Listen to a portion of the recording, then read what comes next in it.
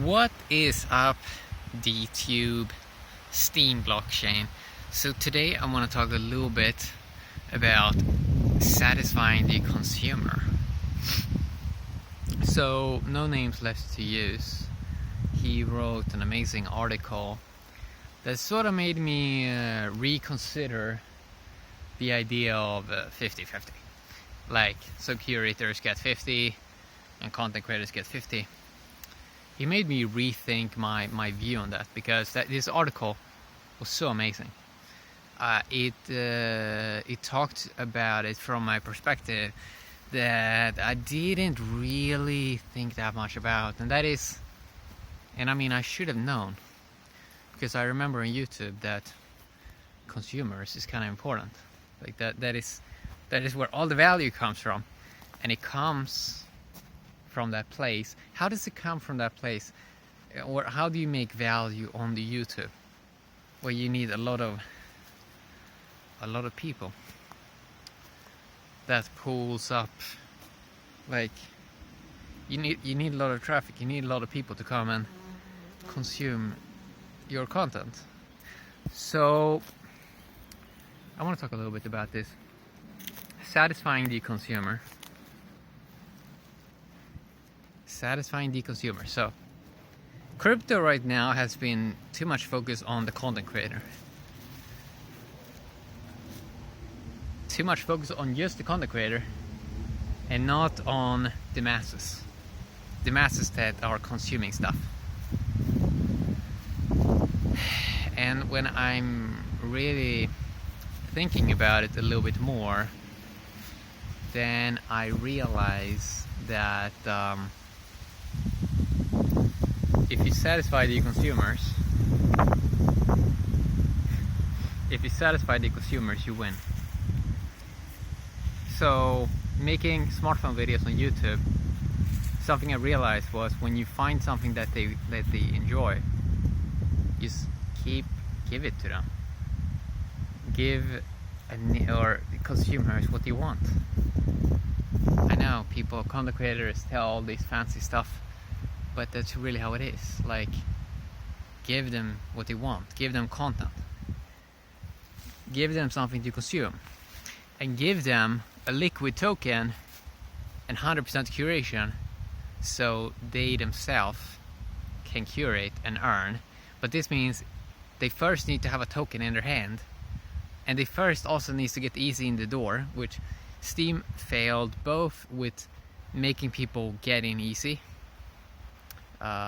by having an account, never happened, and then it failed with, well, the Steam token is not that liquid. It has around 300 million, soon I think 400 million tokens, but this is not really liquid for consumers, because you need more in circulation, and you need this fast in people's hands so they can use it. If they do not have tokens in their hands, they cannot use it, and they cannot grow the value of that, and then it becomes pancake. So satisfying consumers and tweaking consumers a little bit by making them learn to do something a little bit different. So first of all, consumers they're nicely trained at clicking a button. For example, on Instagram, they click like. They really enjoy clicking like. People like clicking. Okay, so the only thing you need now is that like click is actually a real liquid token. So for example, imagine on Instagram, if every like was a liquid token, how much liquidity you would have in the system. What an exciting market it would be. Yeah, this is what is needed. And you know that some photos on Instagram has 1 million likes. 1 million likes. What does that mean? That means there would be 1 million tokens on one piece of content. That is the level of liquidity you need.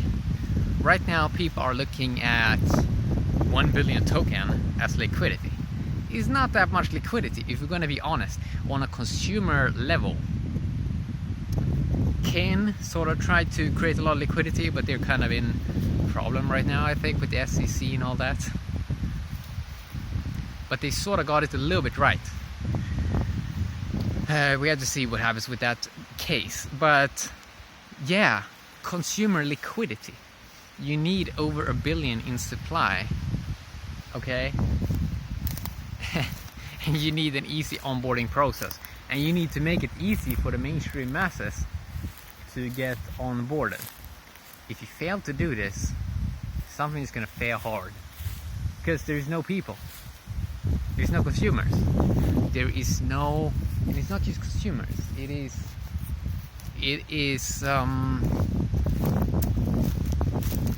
what is it more? It's energy. It's human energy. It's what many humans invest in. Okay? You need people to invest, and not just content creators and developers, right? So I really started to consider this more, and it really is the key, right?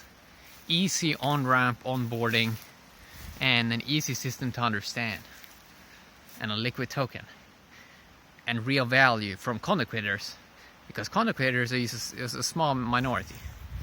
Not all people create content. Most people are consuming content, right?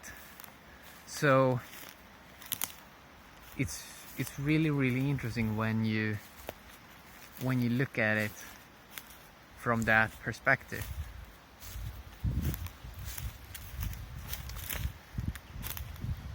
So the cool thing then, when you have real consumers and they really love something, the cool thing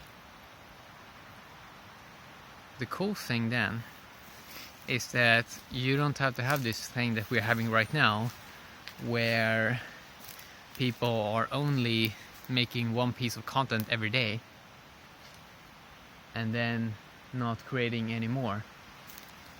You do not have to have that situation. You can have a person create 100 pieces of content daily. How much they can do? Okay, they do not have to wait a whole day before they do something again, because then it becomes like a circus monkey. Like a circus monkey is only doing something when it gets a reward, and then it doesn't do anything more during that day. But when you create liquidity, some liquid token, and all the consumers have this token, that means that there's so many people curating that there's always liquidity of value flowing around, which means there's always incentives to create and do more. Okay, so that is sort of the situation you have to create. So satisfying consumers, not just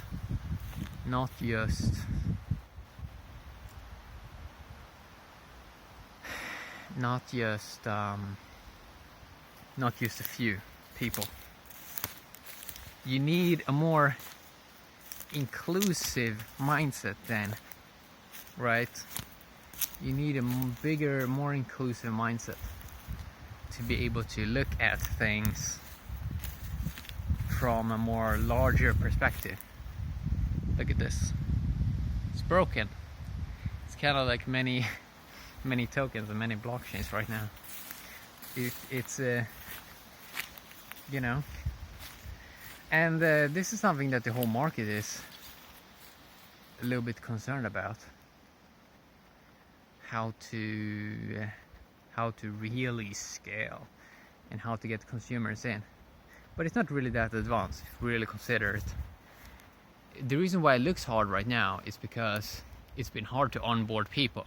For some reason, this hasn't been made easy. To onboard someone, it should be like one click and they're done. And the other thing was that everyone is looking at scarcity, like how can we make a token scarce? Well, in fact, we should make it more liquid.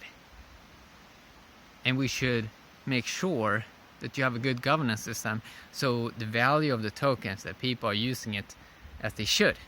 And then you need great developers, you need great apps, and all of this. And this is where video is very nice. it comes into play very nice, because the thing with video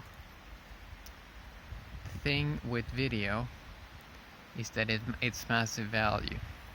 Even if it's just a vlog video, it's massive value, because there's so much a person basically can take in terms of there's just a lot of value. It's just a lot of value, and it's more real. It's more accountability. It's not just a tiny blog post, which a person...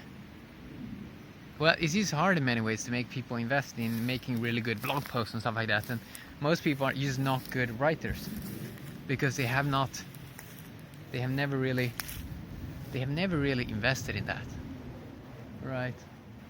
Like, most people have not invested time and energy into becoming great writers. But video is just easier. Why is video easier? Because we've been doing this for a longer time, right? We've been doing videos for a longer time. Or no, we haven't been doing videos for a longer time. What I mean is, it's more natural. Writing is not natural. I think we started to do it 500 years ago or something like that. Or then it went sort of mainstream. So writing has always been something that, well, most people haven't read that many books, and they haven't really practiced writing that much, right? So it's very interesting. But yeah, as I said, with video it's more natural. We can relate to it much easier. Blueberry. We can relate to it much easier.